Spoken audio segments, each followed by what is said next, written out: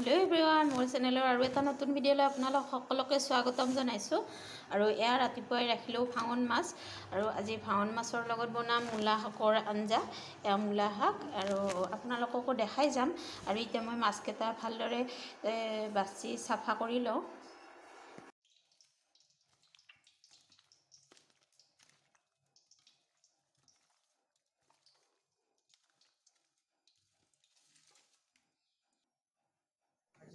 এয়া মই মাছকেইটা এতিয়া ফ্ৰাই কৰি লওঁ। তেলখিনি গৰম হ'ব দিলোঁ আৰু তেলখিনি ধুনীয়াকৈ গৰম হোৱাৰ পিছত মই এইখিনি ফ্ৰাই কৰি লওঁ মাছখিনি। তাৰপিছত দেখাই যাম আপোনালোকক কেনেদৰে কি কৰি লওঁ, চাই থাকিব সকলোকে। আৰু এয়া মোৰ মাছ ফ্ৰাই কৰাও হৈ গ'ল।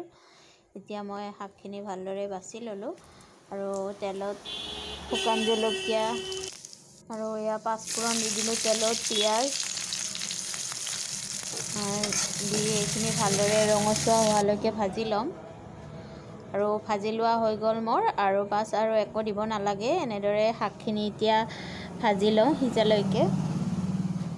আৰু ইয়াতে নিমখ দি দিলোঁ আৰু কেঁচা হালধি বটা অলপ আছিলে তাকে দি দিলোঁ। কেঁচা হালধি এনেদৰে দিলেও খাই ভাল লাগে। আৰু এতিয়া এইখিনি ধুনীয়াকৈ ভাজি ল'ম পমি যোৱালৈকে। আৰু অকণমান জিৰাৰ গুড়ি দি দিম।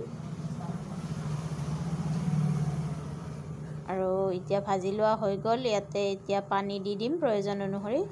আৰু পানীখিনিত অলপমান মই আটাৰ গুড়ি দি দিছিলোঁ, আঞ্জাখন অলপ ঘন হ'বৰ কাৰণে। আৰু এতিয়া ঢাকন লগাই উতল আহিব দিছিলোঁ। উতল আহি গ'ল ধুনীয়াকৈ। এতিয়া মাছখিনি পেলাই দিম।